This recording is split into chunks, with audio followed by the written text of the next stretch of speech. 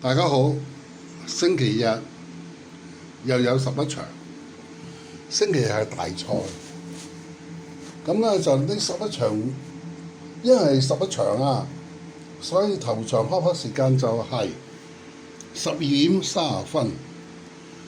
咁啊 Richard 想玩一場咧，就即係好玩啲嘅，即係或者係叫做容易啲嘅。即係咁啱得咁巧喎，就係第一場喎。第一場真係幾好玩㗎，容唔容易我唔知啊，不過我自己認為係容易啦。咁呢場係第一場，12:30開跑啊。咁啊第一場4班1000米出馬爆棚，14匹馬冇一匹贏過同程，有同程頭馬紀錄冇一匹，最叻就係跑2:33咁。咁呢一場咧就係全部都係年青力壯嘅馬，即係5歲嘅馬得3匹，其他啲都係3歲啊4歲咁啊。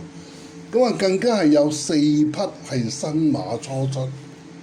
咁好啦，呢一場咧就話易唔易，話難唔難？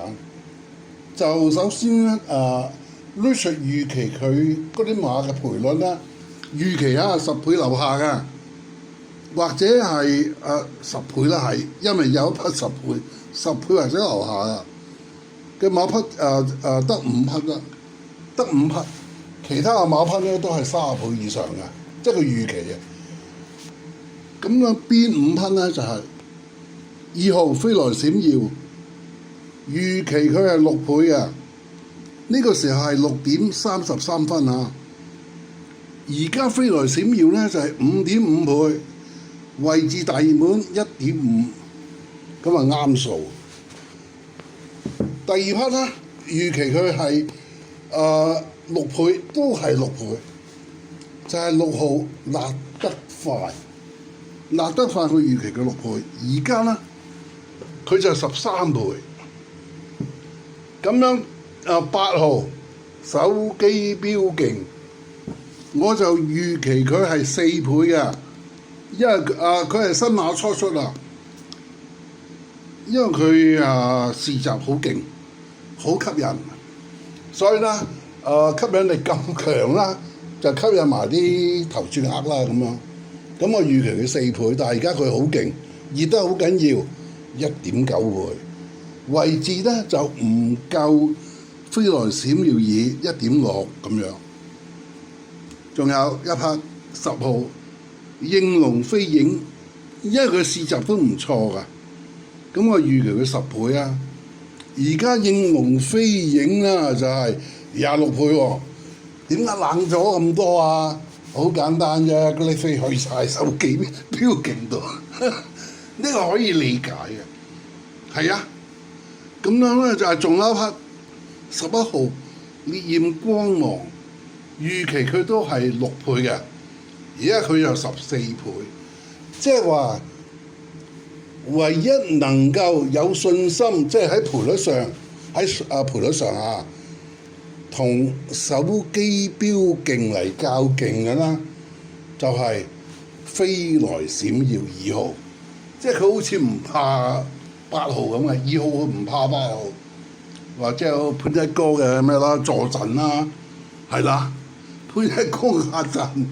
就唔怕佢咁，但係我認為手機標勁嘅飛勁得，即係勁得滯啊！你個麥道朗都係咁話啫，咁咧好容易咧招風惹雨，咩嘅係咩風雨啦，就係啲突擊分子啊偷襲，係啊都幾擔心㗎，相當擔心。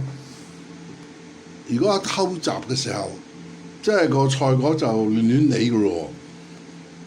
但係手機標勁，試閘咁勁，又有麥道朗，點都有翻233係嘛？贏到都咁啊！Richard 個真飛貼先啦，真飛貼士係想買一條位置 Q 啦、鐵角啦。希望得啦，咁啊，第一匹就梗係揀咗佢啦。熱門都要揀啊，真係唔到你唔揀啊，真係揀佢啦。手機標勁，雖然係好爭大熱門，但係都要揀嘅。咁啊，第二匹揀嘅咧就係應龍飛影，因為手機標勁咧，嗰啲飛太勁，所以又要揾翻匹即係冷冷地嚟蹬下。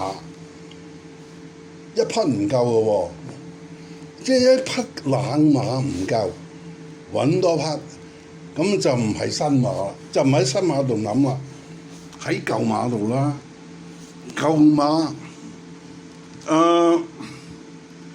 飛來閃耀都未贏過，不過233跑好多次233，咁咧快樂高球啦，又係未贏過，不過跑第二跑過3次喎。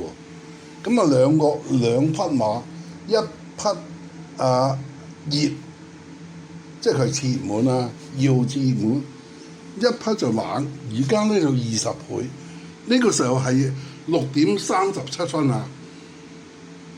咁好啦，我嘅風格就係向冷嘅埋手，就鐵角位置 Q 第一場。8號手機標勁，10號應龍飛影，14號快樂高球，希望得啦。OK，多謝晒，祝大家好運。對唔住啊各位，買飛嘅時間 Richard 興奮得滯，就唔記得撳嗰個位置 Q， 結果買咗鴛鴦 Q。咁咪好咯，就鴛鴦 Q 啦。OK。